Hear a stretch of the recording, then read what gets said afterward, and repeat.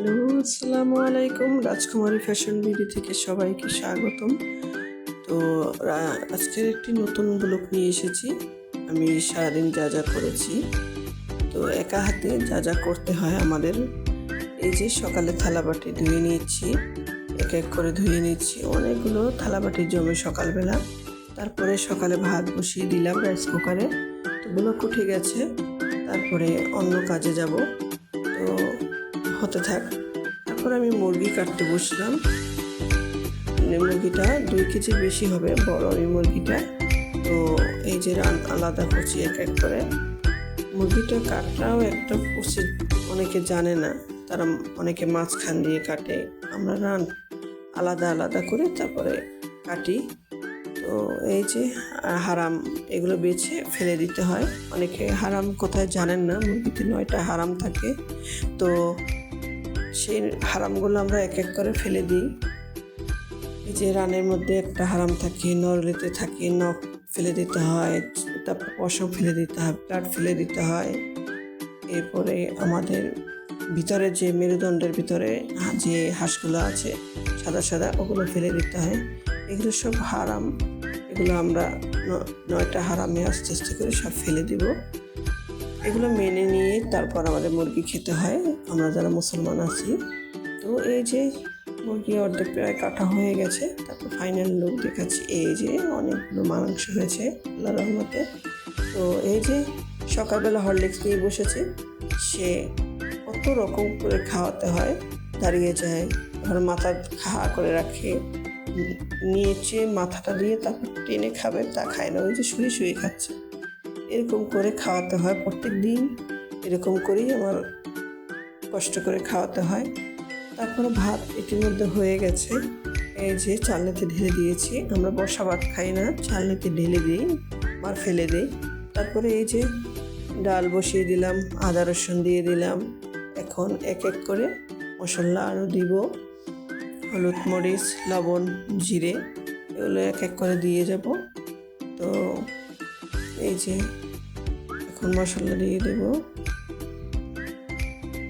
Camera set করছি, ক্যামেরাটার সামনে ছিল, ভালো দেখা যাচ্ছিল না। এই যে উপরে হয়, আপনার ধোঁয়া হয়, এটার জন্য ক্যামেরায় ভালো আসে না।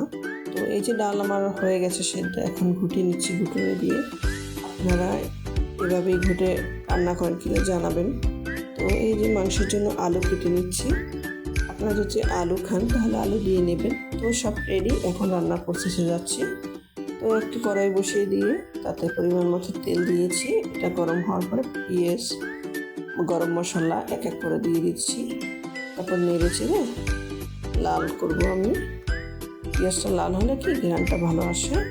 তো এই যে মশলা দিয়ে দেওয়া হয়েছে, এখন নেড়ে চেড়ে লাল করে নেব। এই যে আস্তে আস্তে লাল হয়ে যাচ্ছে। তো একটু কষ্ট করলে একটা রান্নার স্বাদটাই পাল্টে যায়। তো এই যে আস্তে আস্তে লাল হয়ে যাচ্ছে। এখন আমি আদা রসুন দিয়ে তারপর পানি দিয়ে দিচ্ছি, নেড়ে চেড়ে। তো এখন এক এক করে গরম মশলা তো দেওয়াই আছে, এখন মরিচ, হলুদ এগুলো দিয়ে দিব। এই যে মরিচ দিয়ে দিচ্ছি। আমার 2 কেজি মুরগি, সেই অনুপাতে আমার মরিচ 3 চামচের মতো লেগেছে। এই যে আপনাদের পরিমাণ মতো আপনারা দিয়ে নেবেন। হলুদ প্রায় 2 চামচের মতো লেগেছে। তো তারপর জিরার পরিমাণ দিব, প্রায় 2 চামচের মতো লাগবে। আবার হয়ে আসার আগেই আবার একটু জিরে দিয়ে দেবো, একটু গরম মশলা দেবো মুরগির। তো এই লবণ দিয়ে দিচ্ছি পরিমাণ মতো 2 চামচ। তারপরে আমি জিরে দিয়ে দেব 2 চামচ, দিয়ে এটা নেড়ে চেড়ে বুনে নেব। বুনতে তো একটু সময় লাগবে, মুরগি যেহেতু মাংস রান্না। তো এই যে নেড়ে চেড়ে আস্তে আস্তে এখন আমি কষিয়ে নেব। যত কষাবেন ততই স্বাদ। 2-3 বার করে কষাতে পারলে তো আরও ভালো। আমাদের সময় কম, ব্যস্ততা, সারাদিন রান্না বান্না, তারপর বিকেলের দোকানে যেতে হয়, অনেক ব্যস্ত থাকে সারাক্ষণ। আমাদের দোকানের নাম হচ্ছে রাজকুমারী ফ্যাশন। এটা হচ্ছে মঠবাড়িয়া নিউ মার্কেটে। আপনারা যারা মঠবাড়িয়া আছেন আশেপাশে সবাই আসবেন, দেখা হবে সামনাসামনি, ভালো লাগবে। তো এই যে কষানো প্রায় হয়ে আসছে। এখন এক এক করে মুরগি দিয়ে দেব। এই যে আমার মুরগি সব ধুয়ে রেডি, পানি ঝরিয়ে নিয়েছি, এখন ঢেলে দিলাম। তারপরে এটা নেড়ে চেড়ে কষাবো কিছুক্ষণ, তারপরে আমি আলু দেব। এই যে কষাচ্ছি আমি, মুরগিটা একটু আগে কষিয়ে নিয়ে তারপরে আলু দিতে হয়। এগুলো তো মুরগি হতে বেশি সময় লাগে না, এটা সোনালির বড়টা। তো এই যে আমি আস্তে আস্তে কষিয়ে নিচ্ছি নেড়ে চেড়ে। যখন এই ঝোলটা টেনে যাবে পানিটা, তারপরে আমরা আলু দিয়ে আবার আর একটু কষাবো। তো এই যে উল্টে পাল্টে দিচ্ছি, তারপরে একটু ঢেকে দিব, ঢেকে তারপরে নেড়ে চেড়ে পরে আলু দিতে হবে।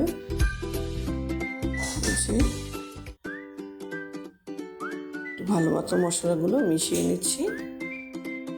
তো এই যে এখন আমরা আস্তে আস্তে ঢাকনা দিয়ে দেব, তারপরে আবার উল্টে পাল্টে দেব। পানি বের হয়ে আসবে অনেক মুরগি থেকে। দেখেন এই যে ঢাকনা দিয়ে দিলাম, মাঝারি আছে এটাই করছি, জাল করছি। তো এই যে পানি বেরিয়ে এসেছে, এটা বুনে বুনে তারপরে আমি আলু দেব। আরেকবার বুনতে হবে। তো যারা অনেকে মুরগির পিস তেলে ভেজে নেন আগে, তারা সেরকমই রান্না করুন। যারা যেরকম রান্না করতে চান, শুধু প্রসেসটা একটু ভিন্ন, যার যেভাবে খেতে মনে চায়। কিন্তু মনে রাখতে হবে যে আমরা মুরগি বা গরু যেটাই হয় না কেন মাংস, সেটা কষিয়ে নিলেই সব কিছু স্বাদ হয়। কষানোর উপর নির্ভর করে আপনার মাংসের স্বাদ। এই যে কষানো হয়ে গেছে, এখন আলু দিয়ে কষাবো। এই যে আপনি যদি একবার কষিয়ে পানি দিয়ে দেন, তাহলে সেই স্বাদটা কি পাবেন? হয়তো রান্না হবে, কিন্তু স্বাদটা সেই স্বাদটা আসবে না। এই যে আবার বুনতে বুনতে খোলে নেবেন না, এই যে হালকা করে একটু নেড়ে চেড়ে দিলেই হয়। এই যে তারপরে একটু বুনে পানি দিয়ে দেবো আমি। এই যে পানি বেরিয়ে এসছে, তো তেলটাও বেরিয়ে এসছে। এখন আরেকটু নেড়ে চেড়ে আমি পানি দেবো পরিমাণ মতো। এই যে মুরগির কালারটাও সুন্দর আসবে। শুধু মশলা আপনার এক হচ্ছে, আপনি মশলা পরিমাণ মতো দেবেন, যে সবজি রান্না করেন মাংস রান্না করেন সেটা পরিমাণ মতো। এবং দ্বিতীয় স্টেপ হচ্ছে কষানো, কষানোর উপর নির্ভর করে অনেক কিছু। এই যে কষানো হয়ে গেছে, দেখেন অনেকটা হয়ে এসেছে, 80% হয়ে এসেছে। আর কিছু জাল দিলেই হয়ে যাবে। তো আমি একটু পরে পানি দিয়ে দেবো। যে আর একটু কষাতে হবে, এখন পানি একটু আছে, ঢেকে দিলাম। আর একটু কষানোর পরে পানি দিয়ে দিচ্ছি। এই যে কষানো পরে হয়ে এসেছে, এখন নিচে লেগে যাবে। এই যে তেল বেরিয়ে এসেছে দেখো। তো এই তো আমার কষানো প্রায় হয়ে এসেছে, এখন শুধু পানি দেওয়ার অপেক্ষা। এই যে পানি দিয়ে দিচ্ছি পরিমাণ মতো, মাংস সেদ্ধ হতে যতটুকু পানি লাগে। আর আপনি ঝোল খাবেন কতটুকু, এটা হচ্ছে আপনার উপরে। আমি মিডিয়াম ঝোল রাখবো, বেশিও ঝোল না, একদম কমও না, মাখা মাখাও না, মিডিয়াম ঝোল রাখবো। তো এই তো আমার রান্না প্রায় শেষের দিকে। সবাই ভালো থাকবেন, সুস্থ থাকবেন, সুন্দর থাকবেন।